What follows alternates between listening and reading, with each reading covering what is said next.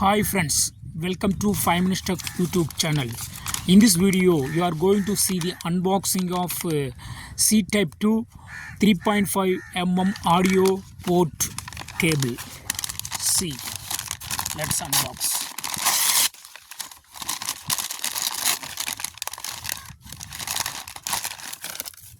This is another one we have ordered together and it comes within a box, so this is not needed. And yes, this is actual product that we are speaking here. C-Type 2 3.5mm audio port is available. Okay, see, let's unbox it.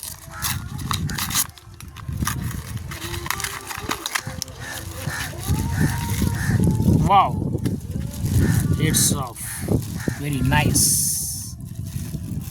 See, here you can insert a 3.5mm jack, that is a male part, and this is a C-type, so it converts from 3.5 to 3.5mm audio jack to USB C-type. Okay, this is a C-type pin, and you can insert this pin into the laptop or PC if it has C-type port, and the audio jack can be inserted here.